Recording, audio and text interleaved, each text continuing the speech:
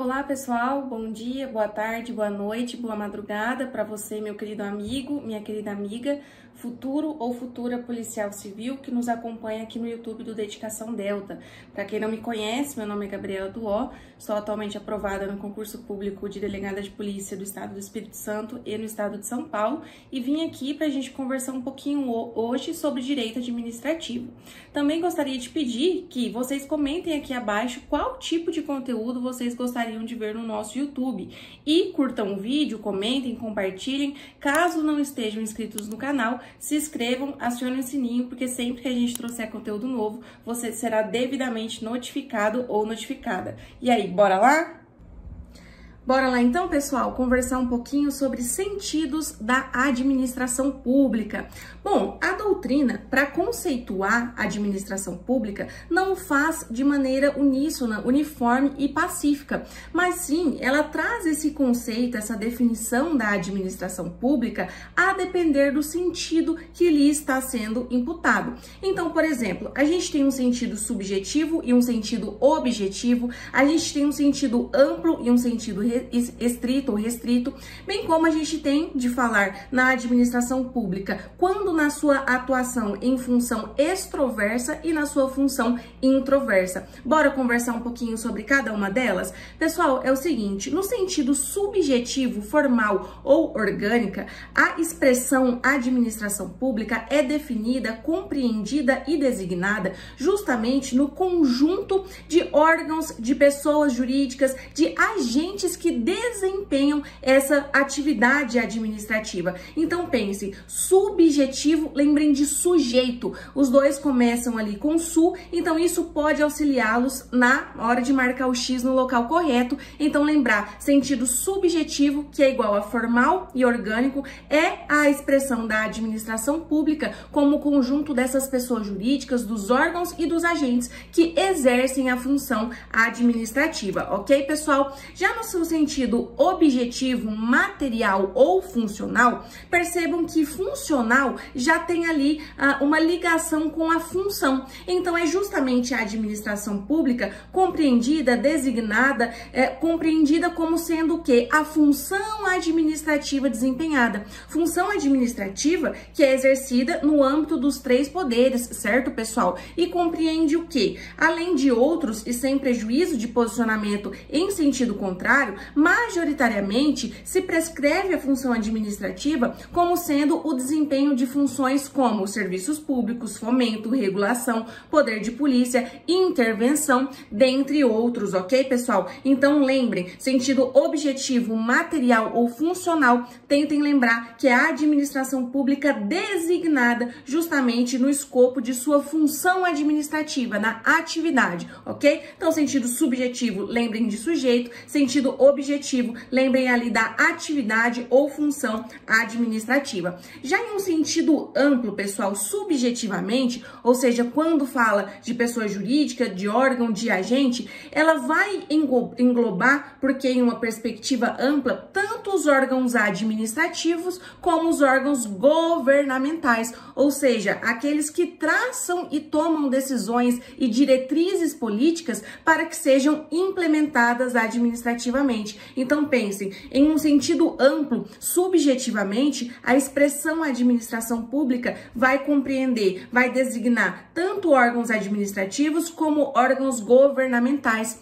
Já objetivamente, como a gente fala em função e não em pessoa, por assim dizer, a gente vai falar em função política e função governamental, ok? Pensem isso, em sentido amplo, a gente vai englobar subjetivamente tanto órgão administrativo como órgão governamental e objetivamente, que é a própria função, englobando tanto a função política e governamental como a função administrativa, ok? Prestem muita atenção nisso, reparem nisso. Já em um sentido estrito, ou seja, mais apertado e propriamente dito no sentido de ser mais estrito mesmo, ok? A gente vai ter subjetivamente a expressão administração pública designando apenas os órgãos administrativos administrativos e não os órgãos governamentais, e na perspectiva objetiva ou funcional, designando tão somente a função administrativa, excluindo, portanto, a função política e governamental. Ok, pessoal? Entenderam isso? Ficou claro?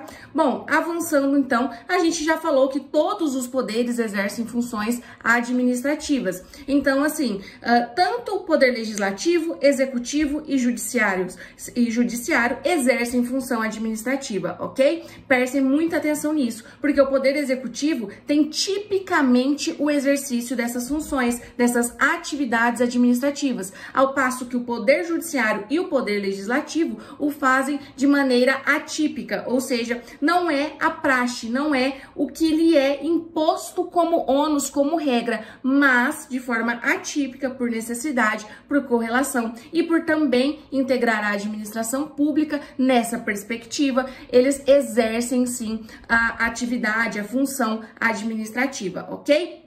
Pessoal, função extroversa é a atividade fim da administração pública, ou seja, com o sentido, com a intenção, com o escopo de atender aos cidadãos, ao interesse público primário. Exemplo, garantir segurança, educação, moradia, transporte, lazer, educação, saúde e assim sucessivamente. Então, a função extroversa, lembrem, extra é algo fora. Então, pensem, extroversa, a administração pública fora da própria administração pública, ou seja, no trato, no tratar com os cidadãos, ok? Com os administrados em geral. Por que eu tô falando isso? Porque a função interna ou introversa é justamente o sentido oposto, é a atividade meio da administração pública. Ela atende de forma imediata o interesse público denominado secundário. Por que secundário? Porque visa o próprio funcionamento do aparelho, da máquina estatal. Então, por exemplo, o regime jurídico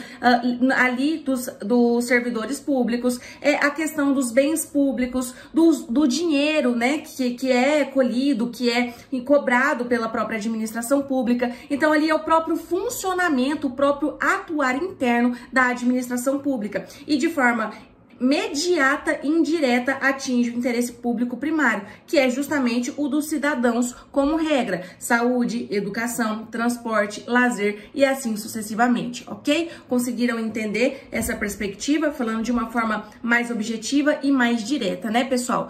Eu também gostaria de deixar aqui no final, só para que vocês registrem, os 3 modelos de administração pública clássicos, né, e majoritariamente citados, que formam um mnemônico PBG. PBG. Decorem isso porque facilita para fazer o X ali na prova objetiva e serve também de base para eventual questionamento de prova aberta, seja escrita ou seja oral, ok? Vale destacar, pessoal, que a administração patrimonialista era aquela considerada a administração como uma extensão do próprio poder soberano. Então, ela era marcada pelo nepotismo e pela corrupção, ok? Tentem lembrar desses marcos, desses nomes, dessas expressões, para que possa auxiliá-los na resolução da questão.